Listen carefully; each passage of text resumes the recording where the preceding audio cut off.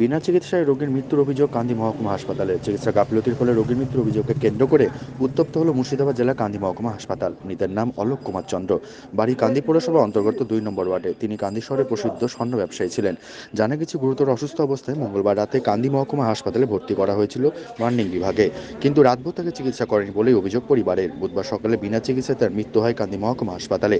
ঘটনার খবর পেয়ে ঘটনাস্থলে পৌঁছায় কান্দি থানার প্রশাসন। ঘটনাস্থলে পৌঁছায় কান্দি থানার পুলিশ প্রশাসন, পৌঁছায় কান্দি পৌরসভার চেয়ারম্যান জয়দেব ঘটক। তবে বিনা চিকিৎসায় রোগী মৃত্যুর অভিযোগকে কেন্দ্র করে দফায় দফায় চলে মৃত্যুর রোগীর পরিবারের বিক্ষোভ।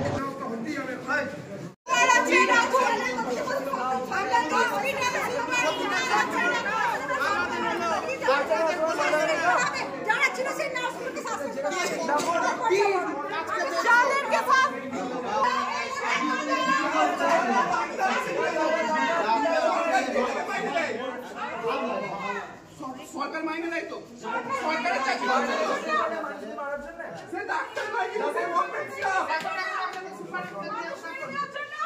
আপনাদের কিসের মাইনে নাই? তার বাড়ির লোক হলো, তাহলে সে কি করছে এখানে?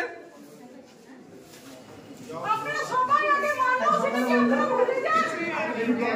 সরকারের চাকরি করতে দেবেন না, আপনারা সরকারের বসে আছেন। এই যে জায়গাগুলোতে এসছে সেগুলো আমাদের জন্য এসছে, টাকাগুলো আমরা দিই। আমি ওই দাস দুটো সাথে যতগুলো কর্পোরেট স্টাফ আছে সবাই চলে সাধারণ লোকের পয়সা বলে যে কোমরে বাঁধনা করেন না শোনা আমরা বলছেন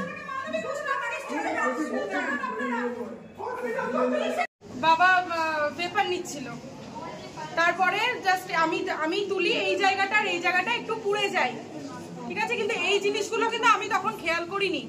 তারপরে হসপিটালে দিলাম, হসপিটালে আনা হয়, বাবা আসতে চায়নি, তারপরেও হসপিটালে নিয়ে আসা হয়। আমি আসিনি সেখানে, মা এসেছিল, গিরিশ এসেছিল, আর আমার কাকা এসেছিল, ভাইও এসেছিল।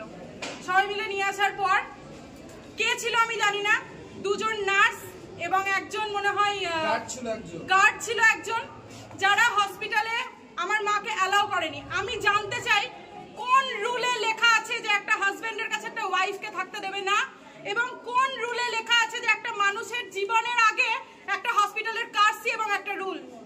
একটা মানুষের জীবনের আগে কি হসপিটালের কার্সি আর রুল, তার এই পরিবেশ, ঠিকমতো ট্রিটমেন্ট হয়নি, কোনো ট্রিটমেন্ট হয়নি, কোনো ডাক্তার জাস্ট একবার ভিজিটে আসে। আর এবং এখানে প্রত্যেকটা নার্স, প্রত্যেকটা বলবো না, কিছু কিছু নার্স আমার মায়ের সামনে কালকে ছেলের সঙ্গে দরজা বন্ধ করে দিয়েছিল এই ঘরে। আমি দেখিনি, কিন্তু আমার মা দেখেছে। এবং এটা এর আগেও দেখেছি, এর আগেও আমার বাবা একবার হসপিটালে অ্যাডমিট হয়েছিল জাস্ট কিছুক্ষণের জন্য, তখন আমার বাবার সাথে এই রকমই খারাপ ব্যবহার করা হয়েছিল। এবং পেশেন্টের সামনে যে পেশেন্টকে নিয়ে চলে যান, বাঁচবে না, এটা কি রকম কথা? সরকার কি এমনি এমনি মাইনে দেয় এদেরকে, এমনি এমনি বসিয়ে রাখে? মানুষের সেবার জন্যই তো রাখে এদেরকে। আমার সবার বিরুদ্ধে অভিযোগ, আমার এই গোটা হসপিটালের বিরুদ্ধে অভিযোগ। এবং আমি জানতে চাই যে গদি যার জগৎ কি তারই? আজকে যদি এটা কোনো হাই প্রোফাইল কারোর হতো তাহলে কিন্তু এই ট্রিটমেন্ট হতো না। আজকে এটা জনসাধারণের জন্য কেন হচ্ছে? আজকে এটা আমার বাবা হতে পারে, আজকে আমার বাবার আমি মানলাম, কালকে আরো 5 জনের হবে, তখন সেই দায়িত্ব কি হসপিটাল নেবে? প্রত্যেকদিন মানুষ মারবে এরকম করে? প্রত্যেকদিন মানুষ মারার দায়িত্ব কার, অধিকার কার আছে? আমার এই কথাগুলো বলতে এখন ভালো লাগছে না, সেই মানসিক পরিস্থিতি আমার নেই, কিন্তু আমি বলতে বাধ্য হচ্ছি।